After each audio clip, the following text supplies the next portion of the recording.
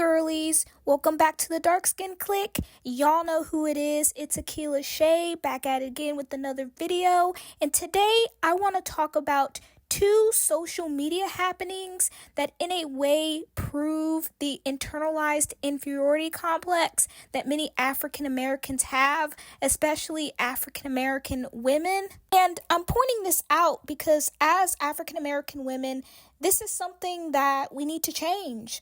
First things first, Beyonce was pretty much forced to show her natural hair to prove that she has quote unquote good hair, or to prove that she has quote unquote long hair. The other topic that I will be discussing is the current NBA or NFL draft that happened, and a lot of black women are ranting and raving online about most of the NFL players having white or non-black girlfriends. These two topics tie in together, and I'm about to explain why.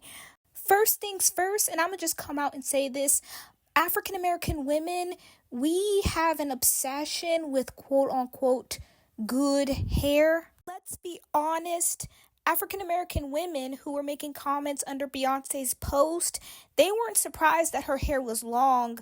They were surprised that she has, the 3C hair texture. And it's like, did you forget that Beyonce Knowles is a mixed race woman?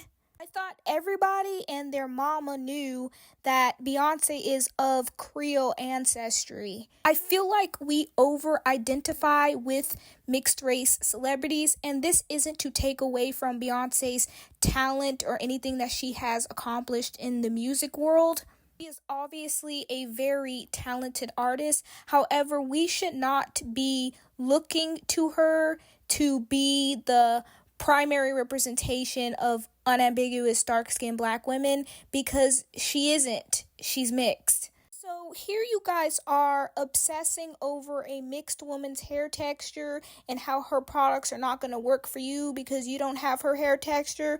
Well, there are actually unambiguous black women who have hair care lines that do cater to your hair texture, our hair texture. So who cares about Beyonce's line and whether or not it's going to work for, 4C hair? There's already unambiguous women with 4C hair that have their own lines that we can support. And this opens the doors to a larger conversation. And this is what I mean when African American people pretty much expose themselves and expose their internalized inferiority complex. Collectively, monoracial African American men and women have made fair-skinned, biracial, and mixed women like Zendaya and Beyonce the standard of black beauty and the standard of black womanhood. And that is precisely why you see all of these black women looking up to mixed race celebrities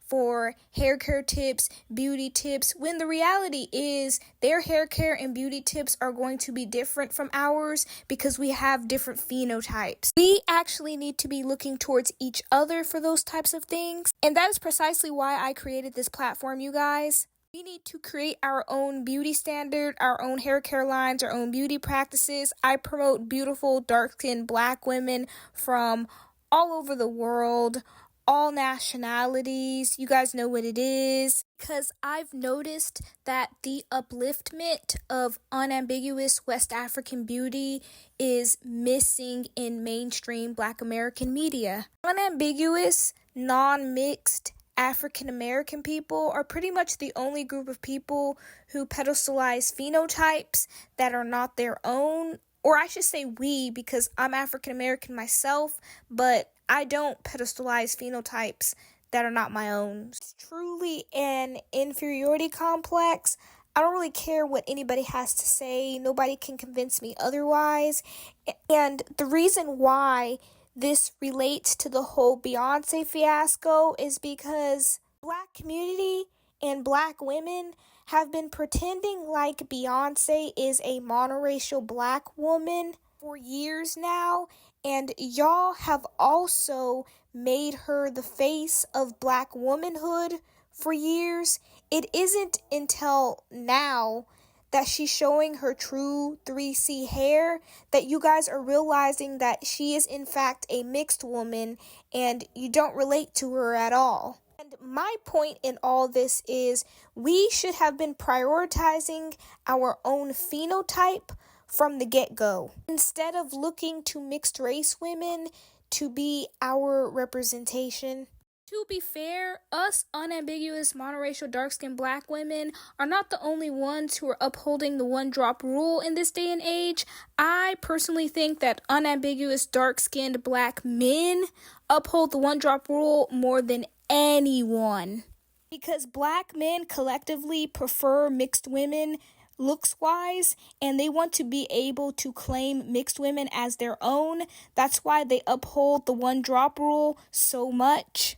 And I'm not saying this to shame black men or mixed women. I'm saying this because it provides more context to the overall theme of this video. Additionally, black men marry out more than any other race of man in this country, so they want to be under the delusion that they're creating more black children with non-black women, and that's just not the case, which leads me into my next topic for this video, which is the NFL drafts and how black women have been ranting and raving about all the white girls that the NFL players date, whatever, and it's just embarrassing at this point.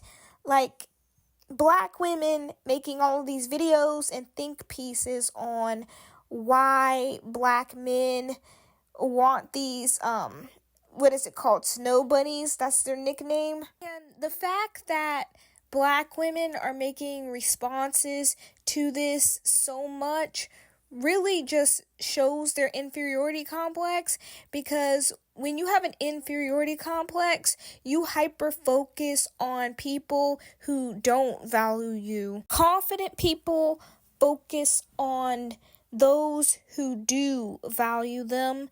And us African American women, especially us dark-skinned African American women, we know that our stock isn't the highest with, the rappers, the athletes, but rappers and athletes are not the only quality, high value, high earning men in the world. There's many, many, many, many, many other professions that a man can get that will take care of his woman and his family and stuff like that.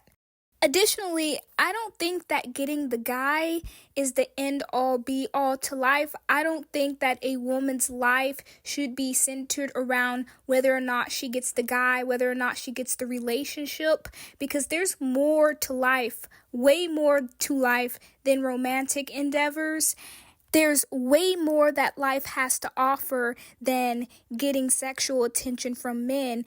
And if these particular black men don't want to procreate with us, marry us, and start families with us, then the joke is on them, because as I said before, without us, they don't exist.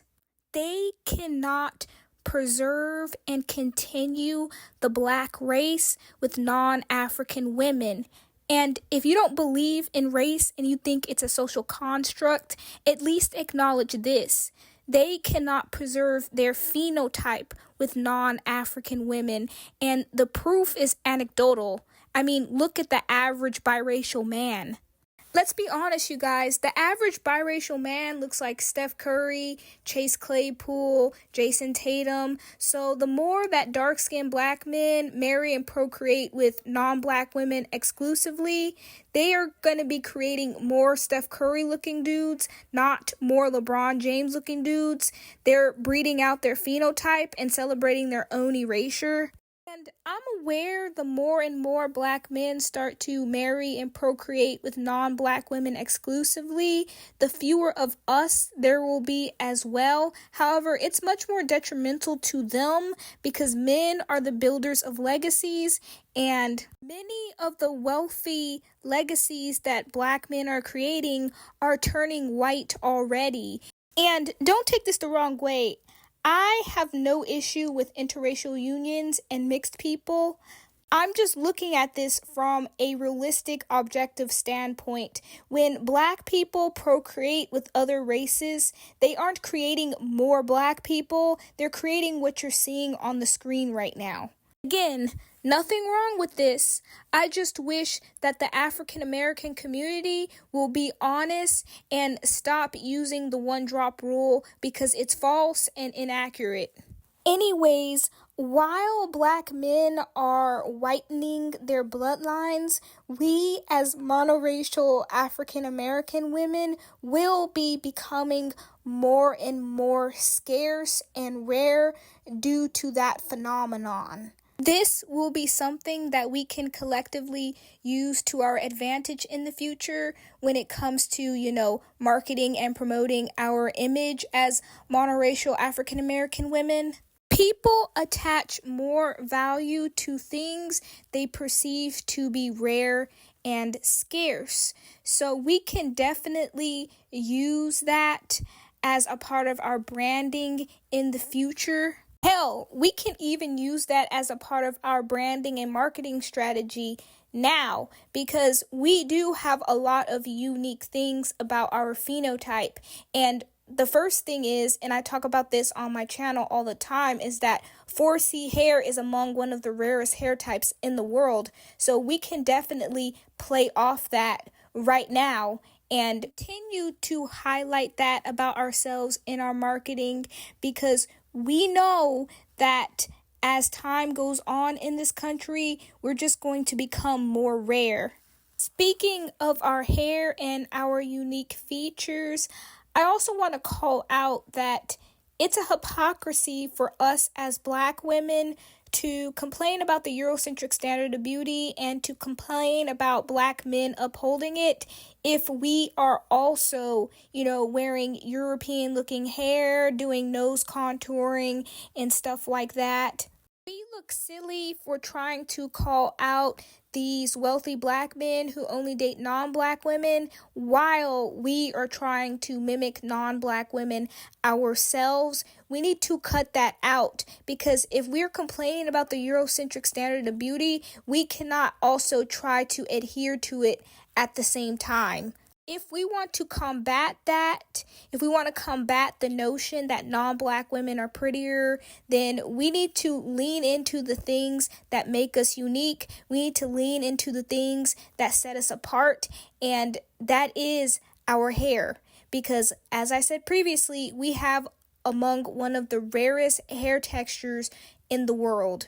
And allow me to loop in another point that I made at the beginning of this video. We need to stop living vicariously through mixed race celebrities like Beyonce's, the Zendayas, because the recognition that they're getting for their beauty and their accolades, it does not trickle down to monoracial African American women. This isn't to take away, my apologies, from anything that Zendaya or Beyonce has accomplished. What I'm saying is that we need to focus less on them and more on building our own beauty standard, creating our own representation, and marketing our own image the way we want to show up in the world.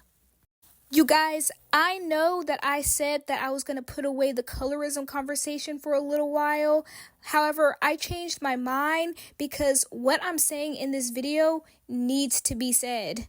I'm not going to allow these trolls to bully me out of speaking my truth. You know why, you guys? Because the content creators and the people who are out there shitting on us, disparaging us, dragging our looks, dragging our phenotype, negatively generalizing us, they are still loud and proud. So if they can be as loud as they want to, I can be as loud as I want to with my message. I know I got on somebody's nerves with this video. However, I do not care.